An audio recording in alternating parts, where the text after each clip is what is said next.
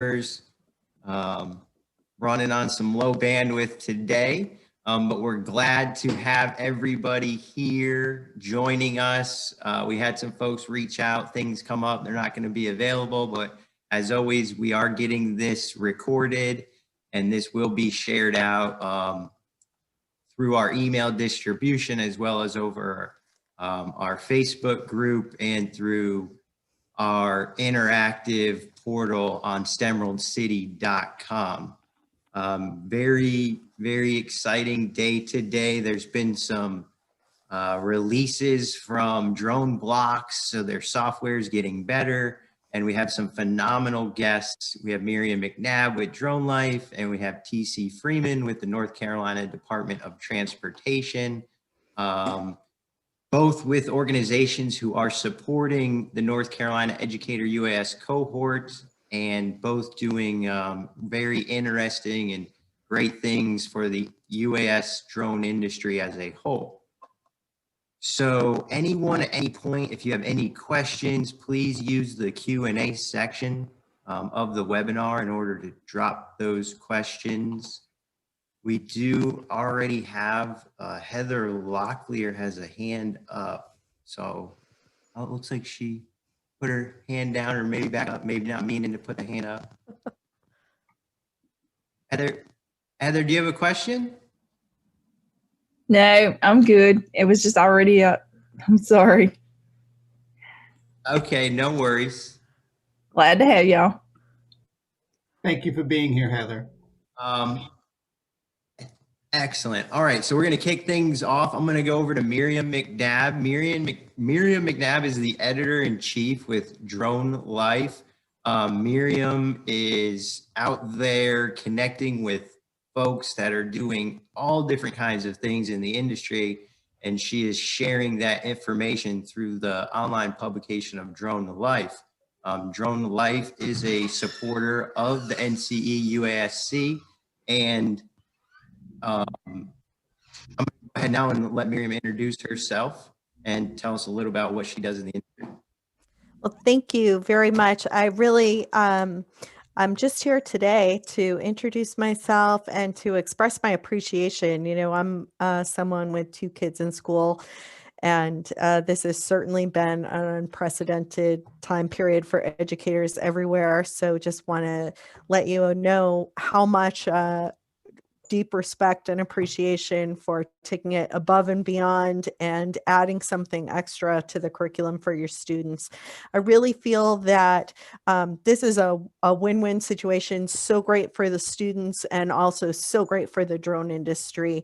What we're really hoping to do here at Drone Life is to take some of the lessons learned from what you guys are doing here and bring them out and present them as a model for the rest of the country and around the world, really as a way for educators to bring drones into their curriculums, educate the kids on that, and also bring up the next level of aviators for the drone industry. So we're really excited about what you guys are doing. Again, all respect and appreciation for it. To the extent that I can publicize this and have other people use it as a model, that will be great. And also, you know, if you find in your work that the same question is coming up over and over again, please share that with Paul and with Jeff.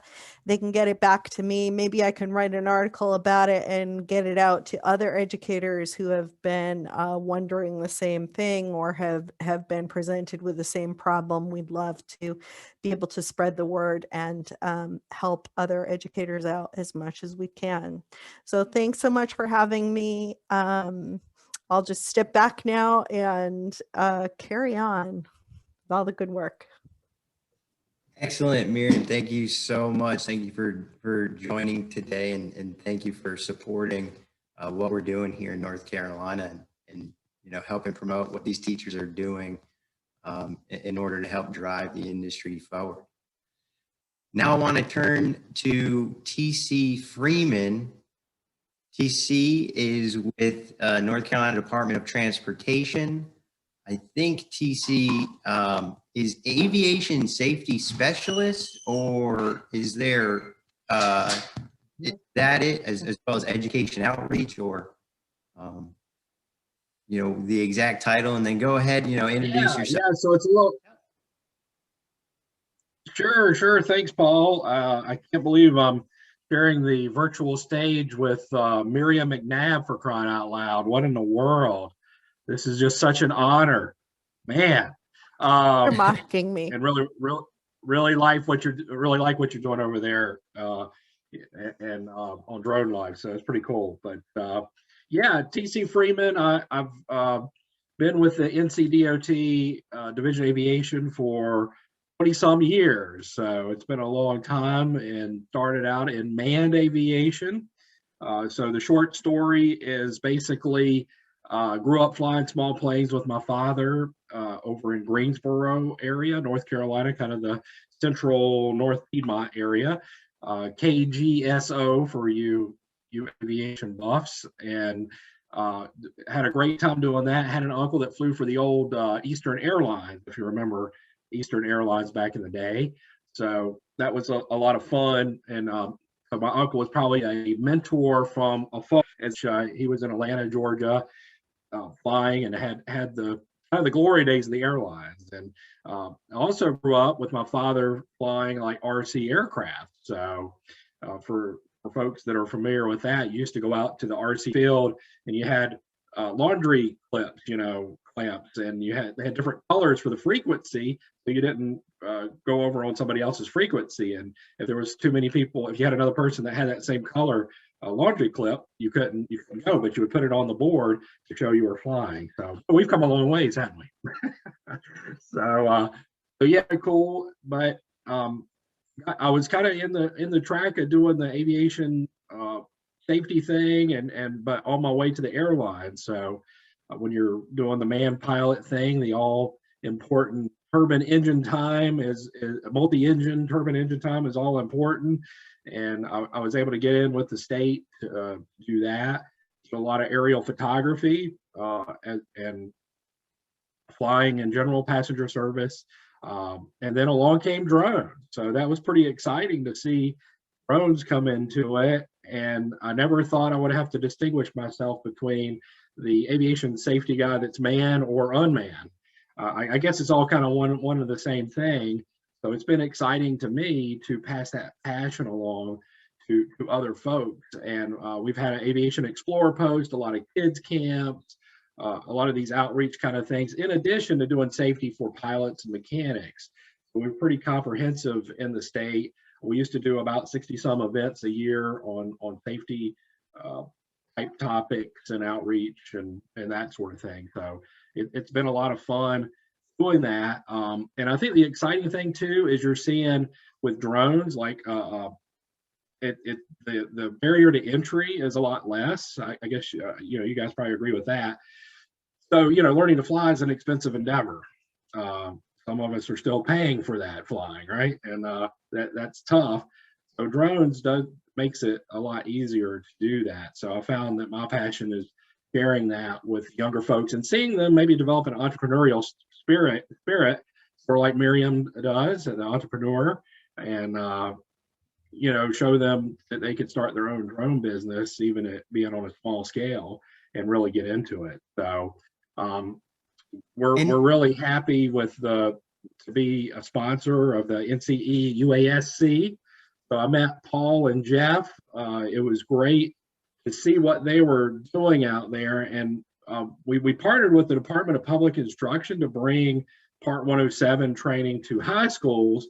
But I think what was missing was the middle school component of that. And so we're developing that type program. And I was able to get some folks from the Lumberton Middle School reach out, and they wanted to start an after-school program. So I got to working with them, and I was like, I'm having a lot of these conversations with people across the state that are kind of in the same space.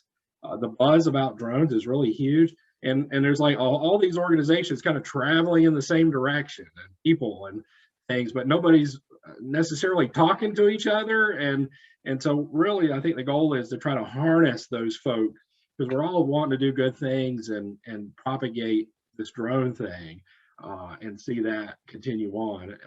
So if we could, this partnership that we have, seeing Jeff and Paul work with the teachers, I think that's a critical component, because we got a lot of smart teachers out there, but they don't necessarily have the drone experience.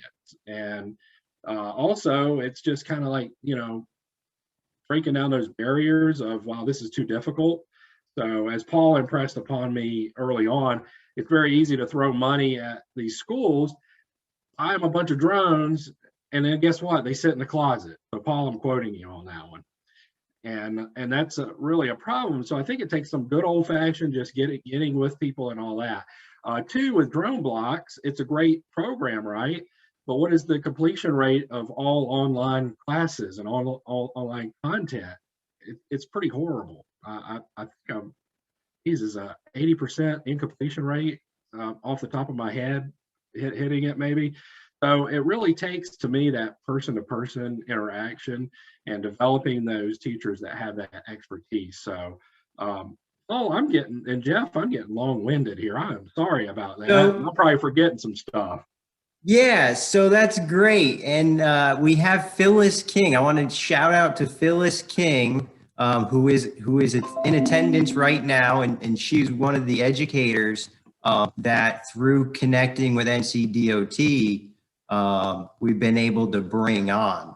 I don't want to say, I believe she's in the Lumberton area, but definitely we were able to bring some teachers on and help support what you and the folks at DOT were also trying to accomplish.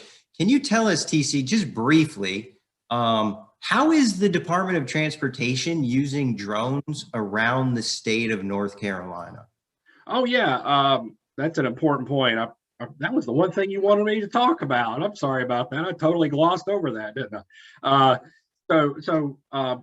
I would say early on, it was just getting a handle of some of the state challenges there. And as if you remember in the Wayback Machine, we'll go way back, there wasn't, the FAA didn't have a lot of the rules in place. So we sort of got involved basically with some committees to sort of see where we stand. But long story short, the legislature did approach us about putting together some of the testing. There's a state test. If you are a commercial drone pilot and you want to fly in North Carolina, you have to take a state test. Unfortunately, there's some less than glowing videos on this topic of why does North Carolina make us go through the hoops of that. But the reason is kind of simple. The FAA didn't really have a lot of rules in place. So really what happened was it was a little more comprehensive early on, but as time went on, we realized that it addresses some of these issues like property rights and also privacy issues that are kind of unique. The state wanted to re-emphasize. So the legislature wanted us to put that together. And that's not more on the operational side. I know that's probably what you're driving at, but I think it's important to state that. So I mean, right. And when we first kicked off our cohort, one thing that we did point out to the educators, because we're mainly in the classroom, right, with the Tello, you don't need to have your Part 107. However, the Department of Public Instruction is putting out that, hey, for teachers flying indoors in the classroom, go online. It's free to get your NCDOT permit.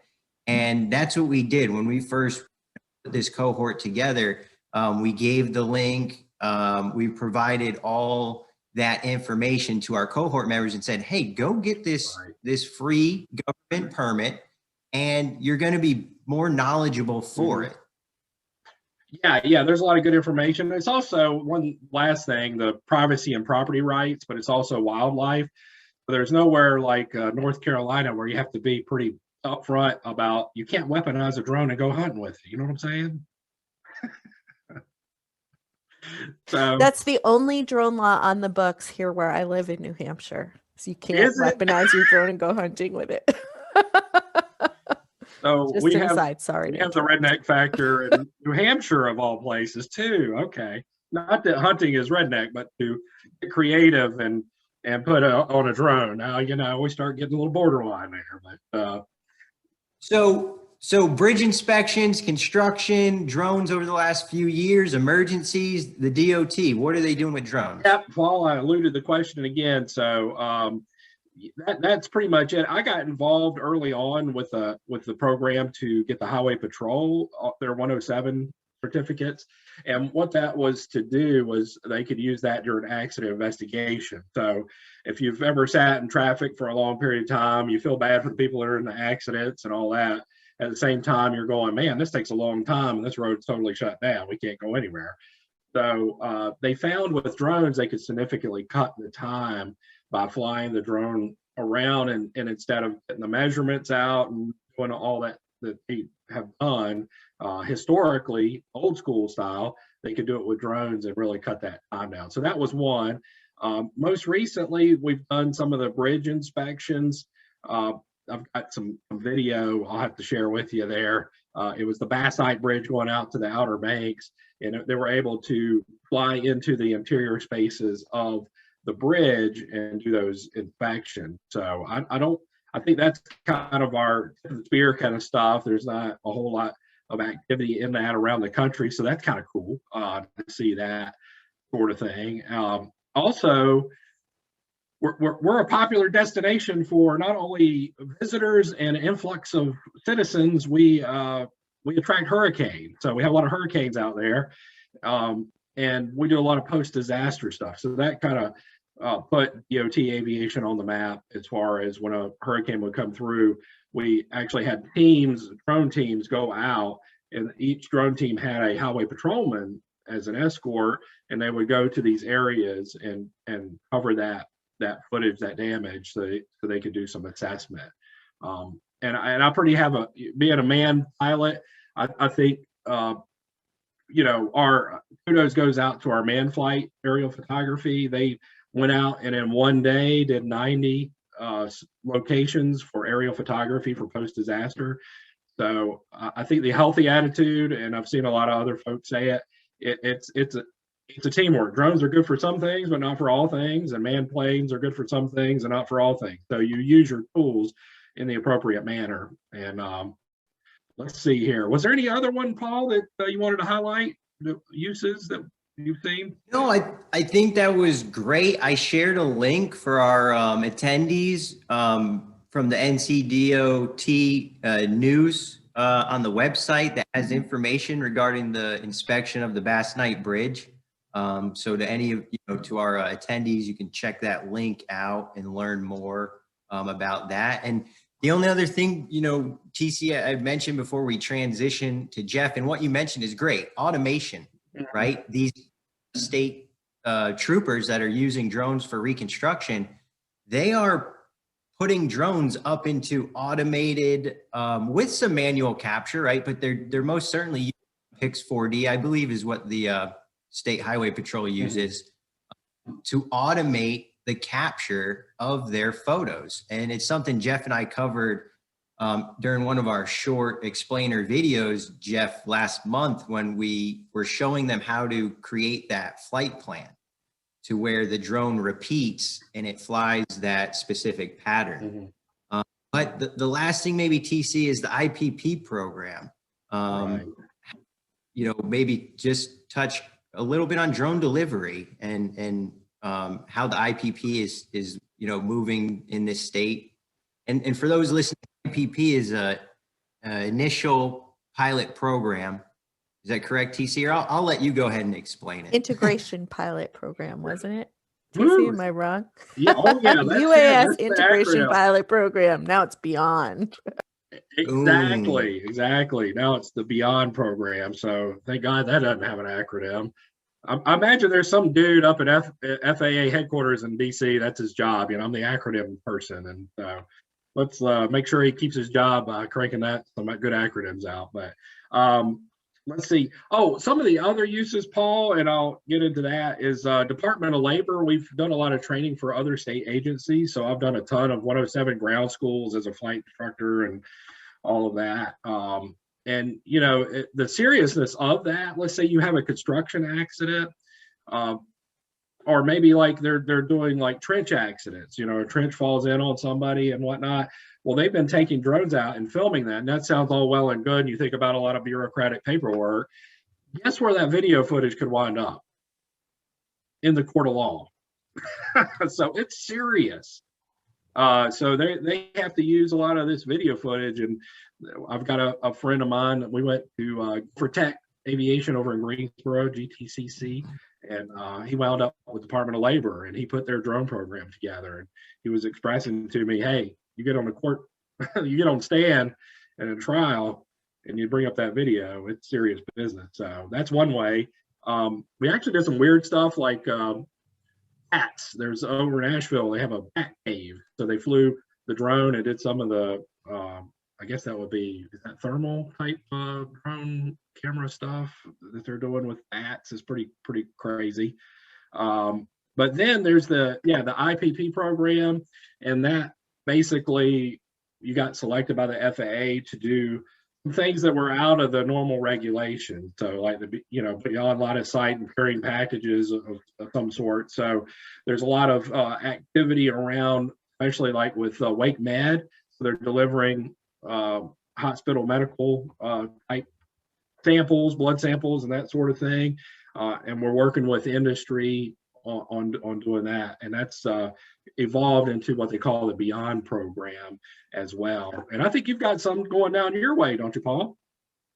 Yes, some here in Fayetteville under this program, Causey Aviation, Flytrex. We're doing some drone deliveries in Fayetteville and expanding soon into Hoke County. So Cumberland County, Hoke County. And what's really interesting is how well spread this drone delivery is across the state of North Carolina. With in Charlotte, we have the Zip Line, and Zip Line was hiring pilots months ago. And out of Raleigh, you've got the UPS and Wake Med. So for the teachers that are tuning in, whether it's the middle school or high school, you know, these are the kinds of things that it's great to be aware of and you know, to help guide students and share this information, because this is the future careers. I dropped a link as well for some information on the IPP, the UAS Integration Pilot Program.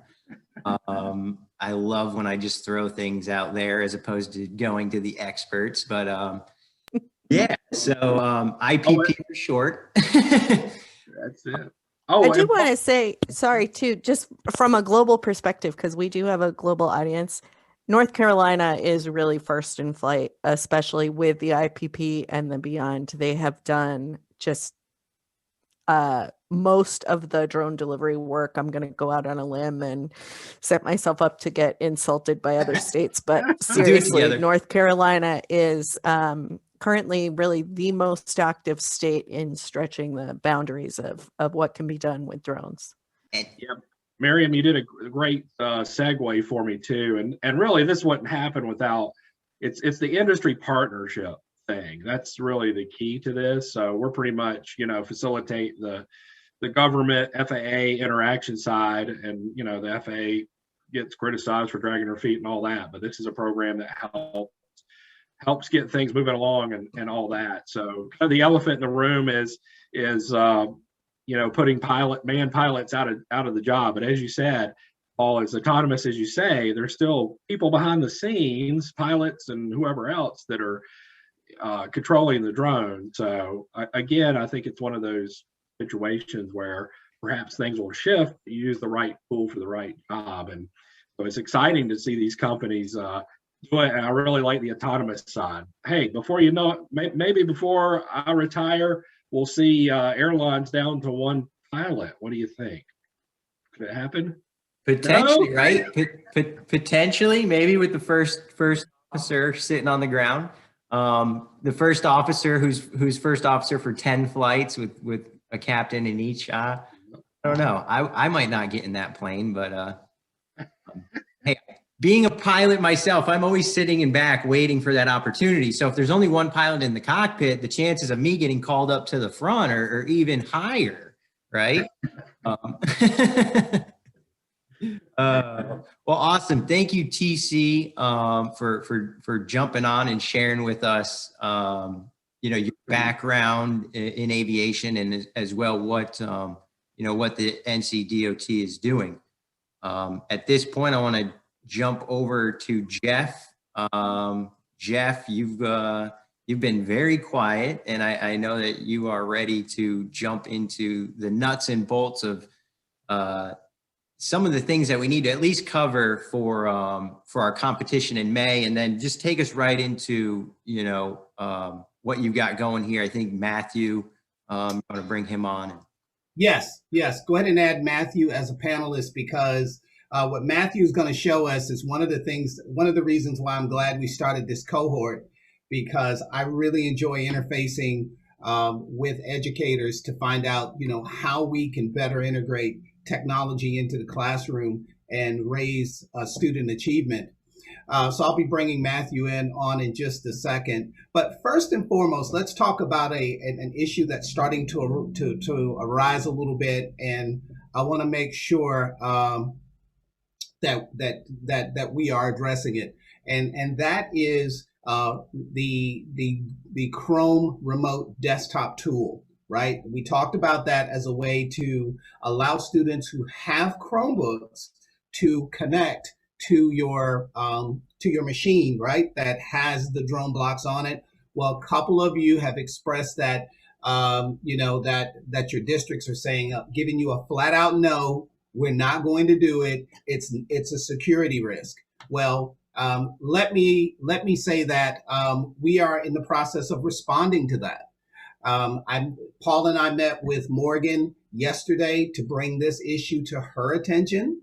And the thing is, it's the process of granting a Chromebook access or a student access to the Chrome remote desktop. It's not that daunting of a task. And I can say this because being a former IT director in a K-12 district for 27 years, it's not that difficult of a task. So we are trying to reach out to the district level people, IT directors, curriculum directors, even superintendents and assistant superintendents if we have to ensure that we have a way for you to execute this in your classroom, specifically those of you who are going to be competing in the competition. So what Paul and I need to know is if you are competing or plan to compete, okay?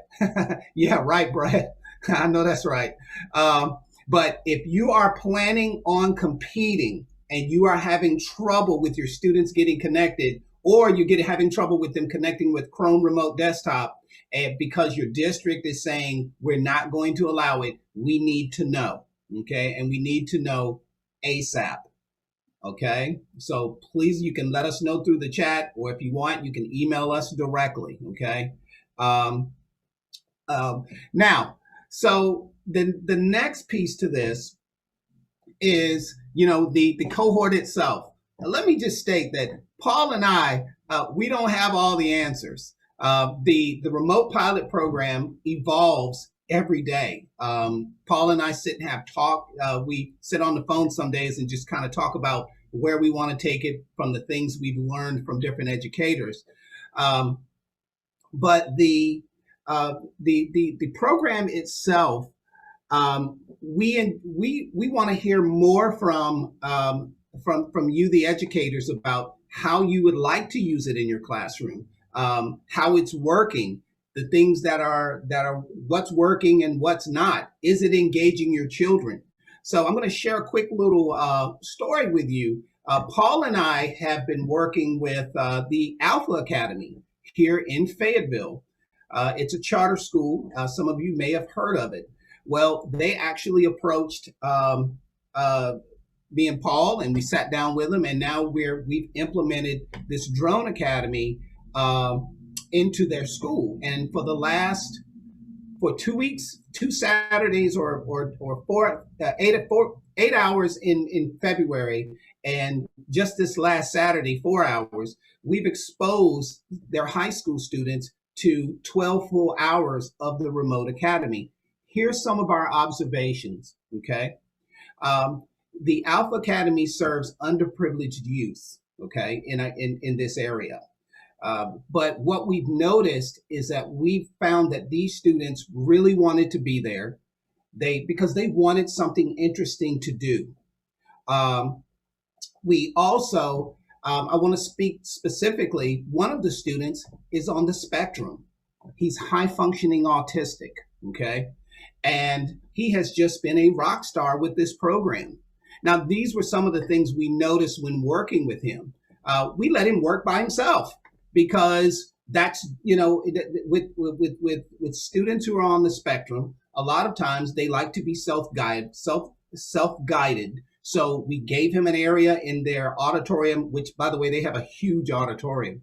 We gave him a space in the auditorium. We got him set up and we gave him the lessons and we monitored as he went through the lessons. And I mean, his obsession was not completing the lessons. It was making that drone land as close to the target as possible. Because we tell students, you know, if you come within a foot of the target, that's generally considered a good mission, a completed mission. Not in his words. I mean, he wanted that thing within inches. And I mean, he would sit there and think about it and write these little small blocks of code that would make that drone land in a specific position. Now, this is how far he went with it. You know, in the auditorium, I believe they had the heat on, or there was a draft in this huge auditorium, which was causing the drone to sway a little bit. And when it would take off, it would sort of turn at an angle. Do you know he wrote little commands to readjust the drone to fly in a straight angle? Every time it took off, he would write the adjustment because he noticed that every time it took off, it would be off about 5 degrees. So he would just return it 5 degrees and then he would make it fly. And I mean, it was hitting the target every single time. And so, you know, we noticed that and we were impressed with the fact that this program allows us to bring the best out of every student. Now, so finally on Saturday, we took the students into free flight because after the superintendent of this charter school saw how engaged his kids were, he said, look, all right, I think I'm ready to buy some of these drones. So that's what he did. He bought the drones from Paul, and I took them with me on Saturday. We showed the kids how to take them out of the box, how to set them up, same things we did with you guys. But the interesting thing was this one young man who's high functioning autistic, when he got that phone in his hands and started manually piloting that drone with the cell phone, with the iPhone, it was amazing to watch him fly that drone with such precision. And I mean, that drone would just take off, and I mean, he would have it flying, and I had to sort of regulate his airspace in that auditorium. But this is what I did with him. After that, and I saw how well he flew it, they have these speakers all around the auditorium. So I told him, I said, I tell you what, I want you to fly to each speaker and take pictures of all 3 sides of every speaker in this auditorium. And then I want you to come back and we're going to take a look at it. So we essentially duplicated inspection. I mean, today it was speakers. Tomorrow it could easily be power lines or bridges or cell phone towers or what have you. So what we found for this student was a career pathway. Okay. Now, will this student at some point be instructing people? Maybe, but probably not, right? But if given a drone with a high-res camera and given the assignment of going out and inspecting large structures and taking pictures and bringing them back and analyzing, if he's giving that task, he'll knock it out of the park. So we're finding skill sets for students that we didn't know existed by exposing them to this technology. Okay, so real quick, I want to also show you guys, I don't know whether you've seen this or not, but DroneBlocks has now released a PC version of their program called DroneBlocks Alpha, okay? And it's in the teacher portal. let me get my screen set up here.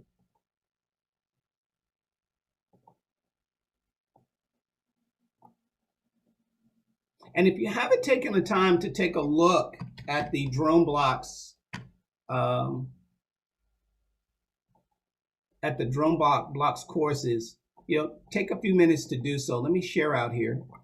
There we go.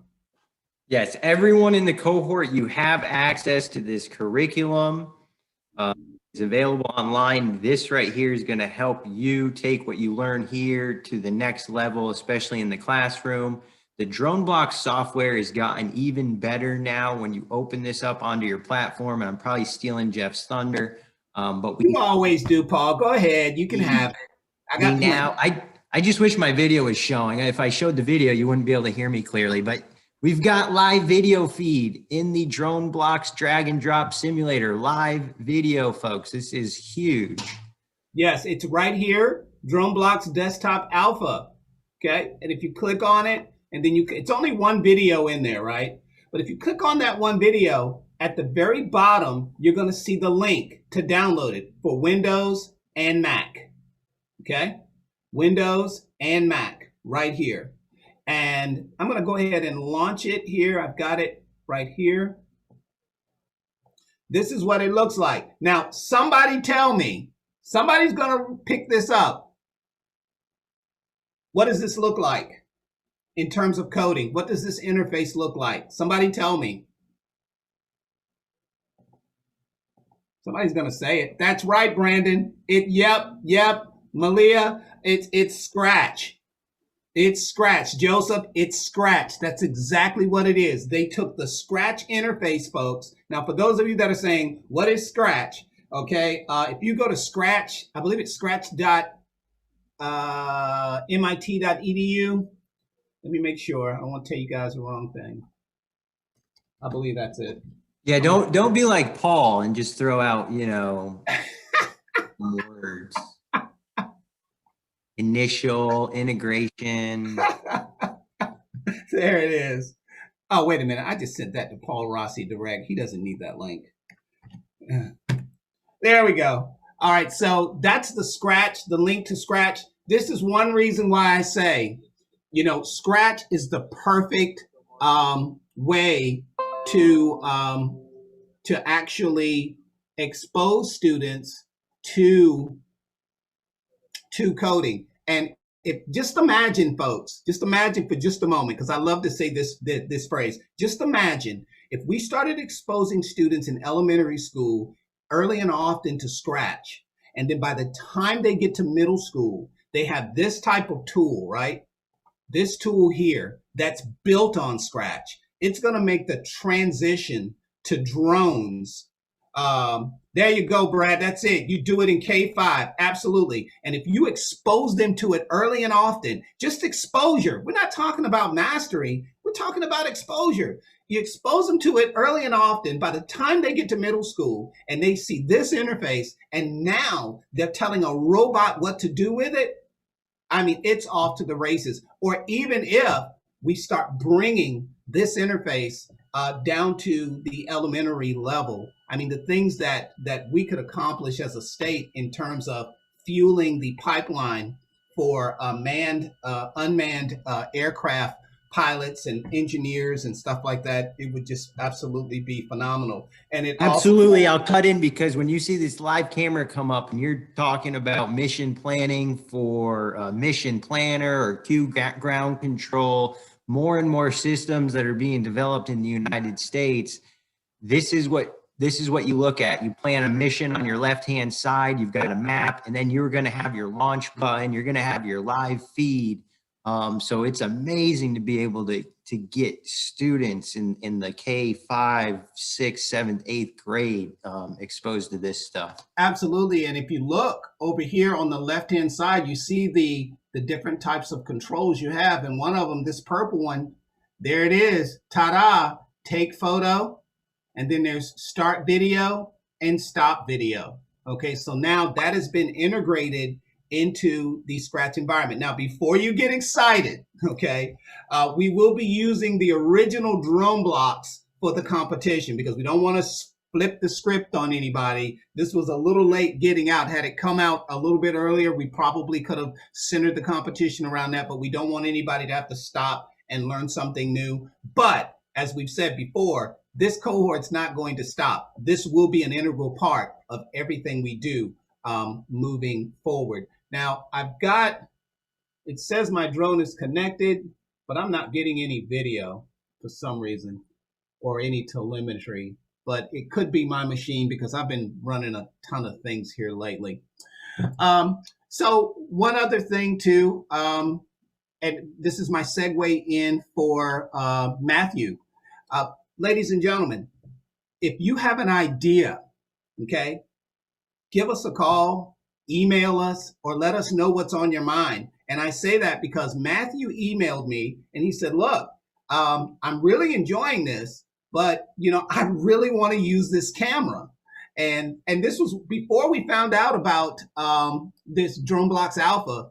But Matthew's thing is, Matthew's like, look, I really want to get more into the coding, the actual writing of JavaScript. So let me bring up real quick what Matthew's currently working with, because I think it's just great what he's doing. So if I can launch you real quick here. He's using DroneBlocks code, okay? Now this is the pure JavaScript version of DroneBlocks, okay? And I actually used it this Saturday with the students at the Alpha Academy, and I mean the things they were able to do with it are phenomenal. However, this is the thing about this interface, folks. So before you go diving head first, this is the thing about it. If your code, if the student's code is not 100% correct, the drone will not launch. Okay, let me say it again. If that code is not 100% correct, the drone will not launch. I had 2 students on Saturday sitting in front of a computer because their drone wouldn't launch and they swore the code was right. They had the word forward spelled wrong. They had it FOWARD. And I just basically told them, I said, I can't give you this one, guys. You're going to have to figure this one out. This one's too easy. At another table, the students had the word backward spelled wrong because now they have to type the code. There's no dragging and dropping of blocks. They had to actually type the code. So it's one of the reasons I really love this interface because it's an advanced interface. And once students advance from the DroneBlocks, dragging the blocks, this is a great logical progression with typing pure JavaScript code to make the drone fly. All right, so with that, I'm going to ask Matthew to come forward because Matthew's just taking this to another whole level. He's now doing Python. He wanted to be able to turn the camera on and do these things using code, okay? Using code. So we got on a quick Zoom call. We kind of looked at it. We scratched our heads for a little while. Then we realized that there was a way to do it. And we both kind of said, look, we'll meet back on Wednesday, which is tomorrow, to finalize it. But heck, Matthew's been on the ball. He's basically said, look, I've got a little demo running. You want to look at it? And I said, I sure do. And I said, guess what? I want the whole cohort to see it. Because ladies and gentlemen, that's what this cohort is about. It is about creating new alternatives for learning and sharing them with other educators. All right, so Matthew, are you there? Yeah, can you hear me? I can hear you, dude. Awesome.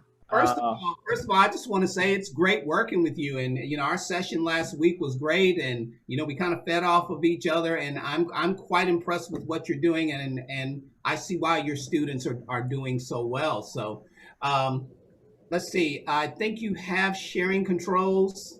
You have sharing controls? Yeah. Okay, take it away, man. All right. So like Jeff was saying, the JavaScript was what I was initially looking at, working with middle schoolers, particularly in person, because it's a nice balance between moving out of the block-based programming of Scratch and the drone blocks drag and drop system. However, the JavaScript we found was very limited to what you could do. It did not allow you to use the camera at all.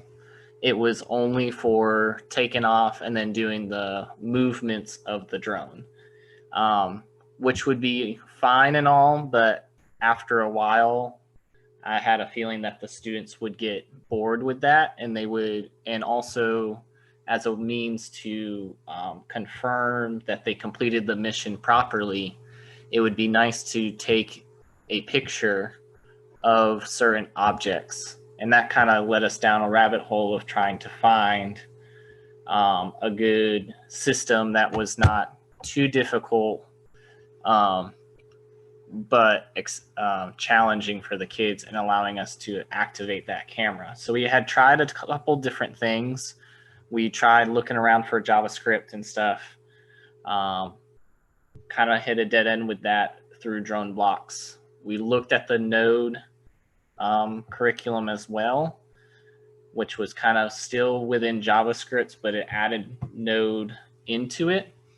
And that also seemed to kind of hit into a roadblock as far as difficulty and requiring extra software that was needed to be downloaded. That could be an issue with some schools. I know it is for me, just with the limited staff that we have for IT.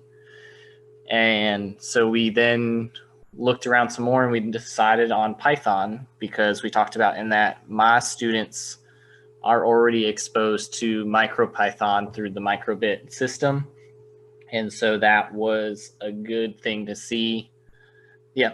So one of those devices we were able, my kids are already exposed to that, and the MicroPython language is very simplistic. It's not heavy with syntax. The hardest thing is just getting the kids used to indentation. And so we decided to check that out and used kind of a mixture of the drone blocks video curriculum and some online resources that I came across, because there's a lot of different ways that people can set this up. I'm going to go ahead and share my screen.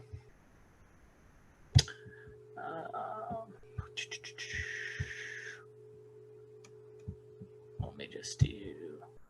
And everybody, I have shared a link to the MicroPython website on the microbit.org website. So if you want to take a look at that. Yeah. It's a really cool system. If you haven't used MicroPython, it's definitely worth checking out in the microbit stuff. So I'm sharing my screen now. This is through the Python system that they recommend through drone blocks. It's called Jupyter Lab is what they use, but you have to download Anaconda is the name of the software that you actually Google search and download. What was really nice about this, at first I was a little intimidated just because the documentation was a little iffy, but what was nice about this is that when you download it, they have an option to download as an individual user. And through that install, you can select just for yourself and not for all people on the computer. So that way you don't have to have admin rights to install it, which is a big issue for me because sometimes my IT person is not readily available to password open for it. So I was able to do the individual install and test it out. And once you open up Anaconda, the one that they recommend you to use is Jupyter Lab, which is a web-based program. And this is what it looks like. So it actually opens up another tab in Google Chrome or whatever browser you're using. And this is where you're going to do all your code, and they create what they call their files notebooks. The only thing that I haven't really liked about it is that I cannot highlight and do control cut and paste things. So if you get into this, it's really takes some getting used to how their system works as far as copying and pasting goes. But other than that, it works pretty good. So I'm going to kind of run through my demo file here and show you and kind of talk about the different things that you can branch off of, as well as just and give you a demo flight and to show you that it works. As with everything, I am focusing more on the accessibility. You can always make this way more complicated as you want. Looking through all the research stuff, there's people that have this set up as classes, which is really nice if you're like in an upper level high school class and you want to do class programming and stuff. You can set it up as a Tello class. I just kind of kept mine all in one file, essentially. So you have to start off with importing what's called a socket, and that's what allows Python to connect from the computer to the Tello itself. So that's very important. You have to have this import socket, and this is something that's already within Python itself. So you don't have to download anything extra to create the section or the connection. After that, we want to, let me actually,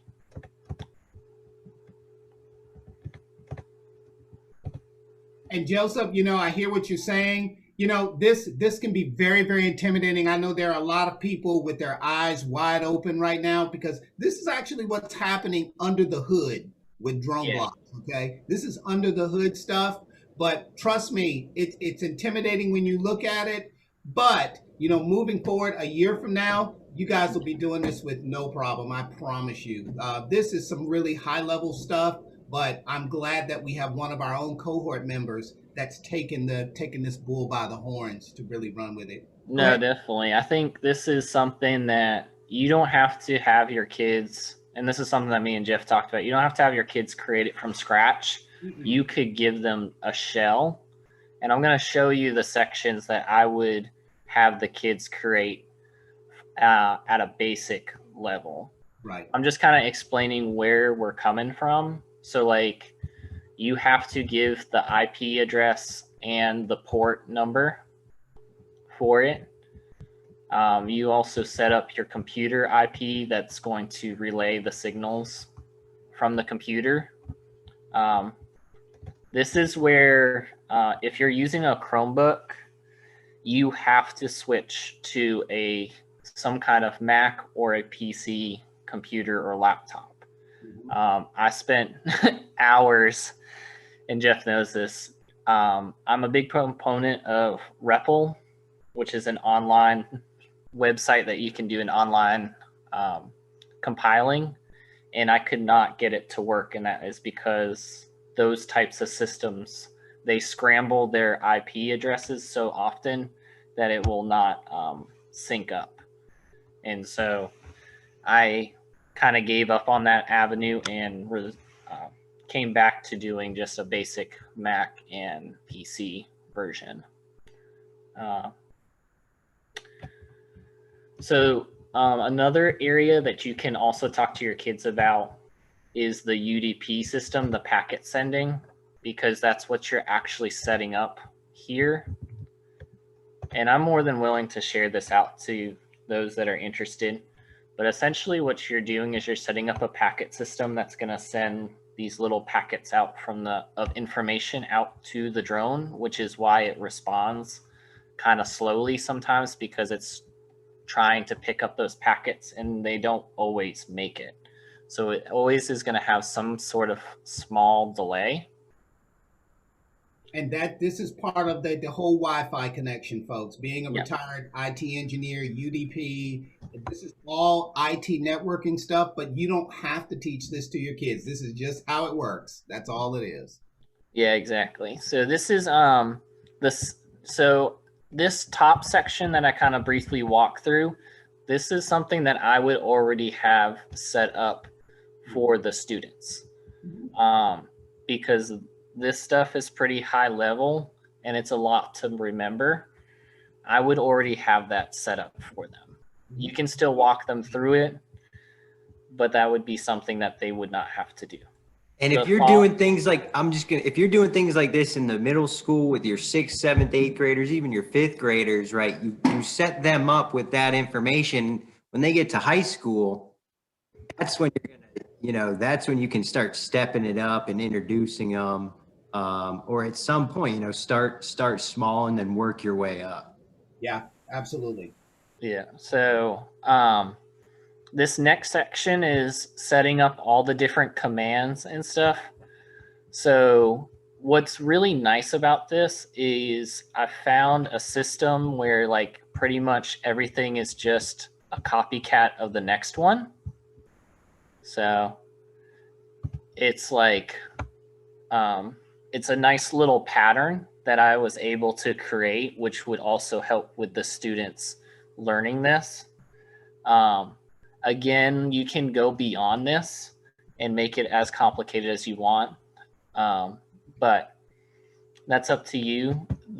You do need to be aware that if you start to research how to use this, there is a lot of good examples of using Python with Tello drones. However, the documentation for it is terrible. Yes. Like they do not, like people on forums and stuff, they very rarely document their code correctly. And so I've been going through and putting in proper documentation where I can. I still need to update it, but that is something that we'll need to make sure that we talk to your kids about it. So this first section called init drone, you have to tell the drone to switch to what's called an SDK mode. The SDK mode is what causes the drone to get into the under the hood section where you can tell it specifically what you want it to do. You cannot tell it to fly at all unless you've done this command. Send out the word command to it. And one of the things I've ran into was, I just send the string, which is just a word, to the drone for command, and it didn't work. And I couldn't figure out why. And what they don't tell you is that it only accepts a particular type of information. So you have to use what's called an encoder to change it from a word into like bytes and numbers. And so once I figured that out, it was not too bad because then I can just repeat this command over and over for whatever word I needed to send out. And it goes the same for receiving. You had to decode it. So going backwards from that information back into a word. And so I just, so far I've only done a few of the commands. So I've done the initializing. I then decided that I wanted to print out the info of the drone. So that way at different spots in the mission, I could have the kids pull up the relative information that the drone has. So things like what's its current speed, the battery, the height of it, flight time. So it was really neat to see it work because I could do it to start with, like right before takeoff. And then once it's up in the air, I could run it again and have the kids show the difference and see that it actually is recording the proper height of the drone. Especially the battery one was really important because you cannot have your drone flip unless the battery is greater than 50%. So if your battery is below 50%, it will not do any of the specialty commands like flipping and bouncing. So it has to have that stuff there. And so I have like takeoff, and I decided it would be nice to include some sort of printout, because if you have a student that's watching and then one at the computer, they can check and make sure it's going through the process correctly. So like it's going to send back the word okay if it works. And so then it's going to print off a special message just saying, hey, it worked. And if not, then it's going to say this command does not work. So that way it can kind of help troubleshoot what method they need to check, essentially. I did do a rotate command. This is one that I would probably change down the road to something that you could make it a variable, because you can change it to how many degrees.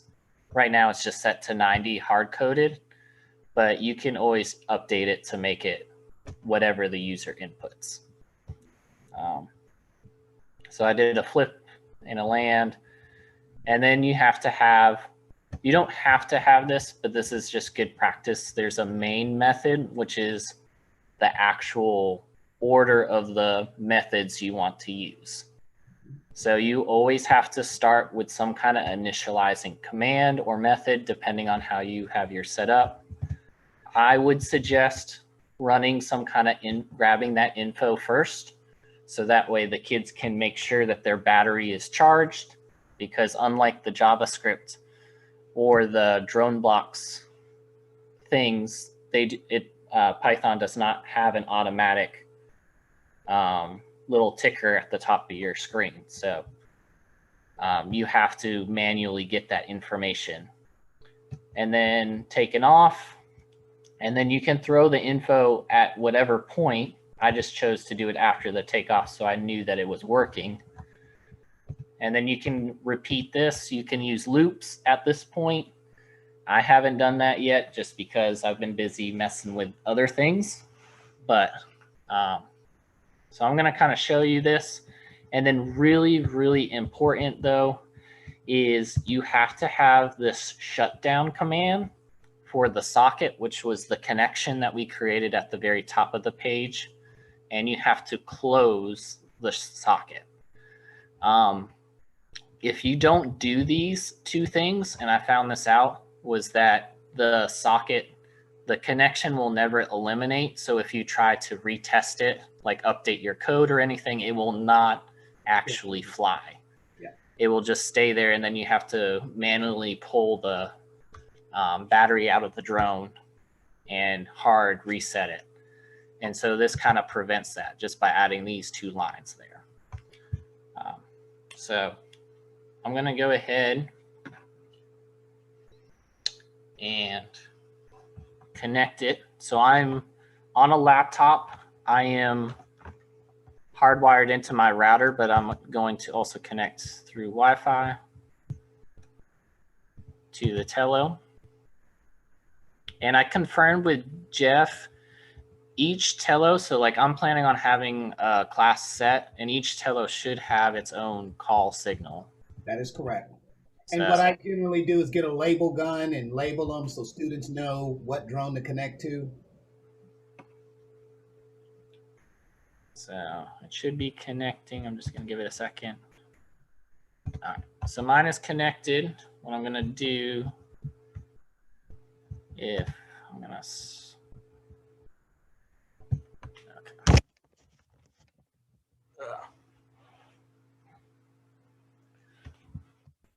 I wonder if I can switch off of, if it would be better to switch off of sharing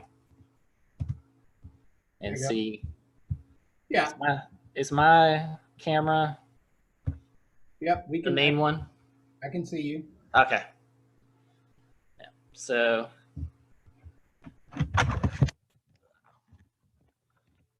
excuse my.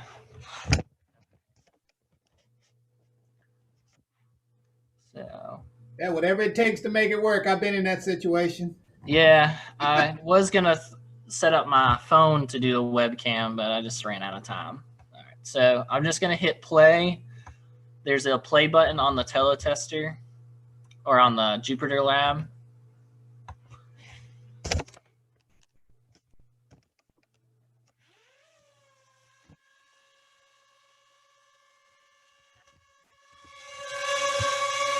does.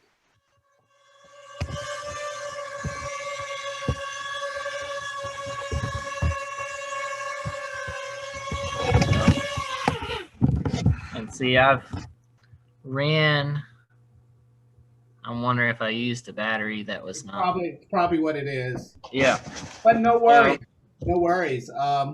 Matthew, I just want to tell you, I think this is great. This is the reason why Paul and I started this cohort, to engage teachers and to let you guys know that there are people out there that are supporting what you're doing in the classroom, and we're here to support you in any way that we can. And to all of our other attendees, that's why we created this cohort. This is a support cohort, okay? And if you have ideas and lesson plans and things like that, shoot us an email. We're more than happy to take the time to meet with you individually, help you get started, and guide you along the way. So Matthew, we appreciate you sharing with us today, and we look forward to what you do and what you're doing with this. And you and I are going to meet tomorrow, and we'll do some more with this. So yeah, I'm excited. I think the next step is to get the camera working. So I'm working on the OpenCV. So then we're going to move into some computer vision stuff, which I think is going to be really cool. Sounds good. All right, Paul. That's awesome. And I do want to, Matthew mentioned the SDK. So to bring that to a basic level, or a level to understand, SDK is kind of this port to where you can access the drone and tell it what to do.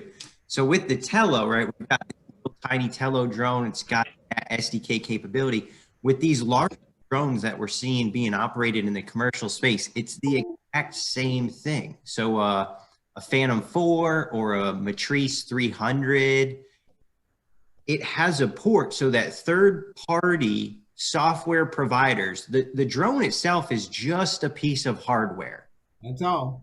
A capable piece of hardware that as Jeff said, it's a robot. And this robot needs commands, because no robot is just at this point, right, fully autonomous, doing on its own. These drones need commands. So how do we give our drones commands? We do that through an SDK. So in our last session or in our explainer video, I brought up a software called Drone Deploy, and that's used for mapping. That's a software that's giving the exact commands that Matthew has just shared with us, planning a flight route, and that software. So software engineers, this drone industry is growing in a ways that it's not just opportunity for pilots, right? It's opportunities for engineers and coders and this tech space to be able to take that hardware and then actually make it do a productive task, something that's going to create a solution. So having students that understand how to access software where you're opening a port and using this open SDK availability, I mean, that is huge. There is millions of dollars going into the development of software for this industry. So hats off to you, Matthew. And thank you so much for coming on and sharing. Hopefully, I think we've got some other members that have been doing some things in their classroom, and we definitely want to bring those folks on to share, just to show and demonstrate that this is something that can be done, and it can be done in a variety of classroom environments. So thank you, Matthew. And I just want to add one last thing for all my high school folks out there who might be looking for something to integrate into some type of computer science, to integrate into your computer science classrooms. What Matt has discovered and what we were talking about the other day is this fits right in line with Python 2, with the state's Python 2 computer science curriculum, in the Internet of Things, because they talk about writing code to tell a robot what to do. So now, this is breaking grounds and creating something that's usable in the high school computer science classroom. So once again, hats off, Matthew. All right. Sorry about that, Paul. Go ahead. You can wrap things up.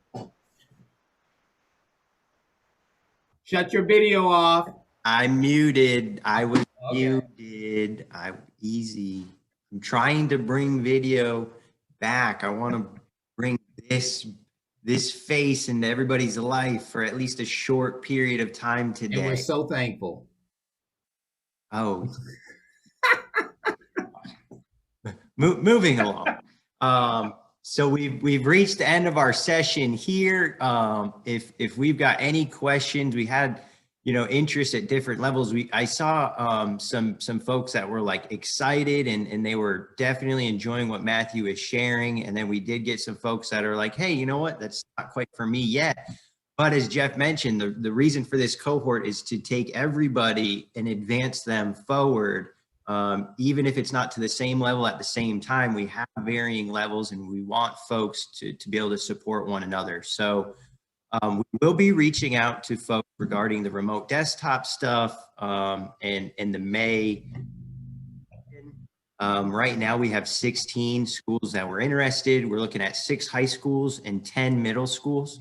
So we will be dividing up the we'll be having 2 different brackets, basically, with a high school students competing against, teams competing against one another, and then the middle school teams competing against one another. So we'll be reaching out, more information on that. We'll be sharing more videos. We'll be making this recording available. And then session 4 of the cohort, we are looking at, most likely it's going to be the first Tuesday at 4 p.m. in April, but we will get out some more information on that. I'm not seeing any questions at this time from anybody tuning in. Yes, special thanks to Miriam McNabb, who joined us and will be following on the cohort and sharing through Drone Life the different stories of what's going on here in North Carolina. And big thank you to TC Freeman with the North Carolina Department of Transportation.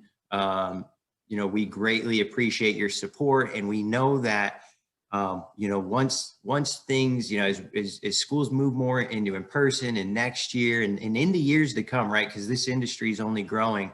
We're really looking forward to connecting all these different businesses, state, commercial, with the schools that are spread around the state. So big thank you, TC, to you and the folks NCDOT for your support.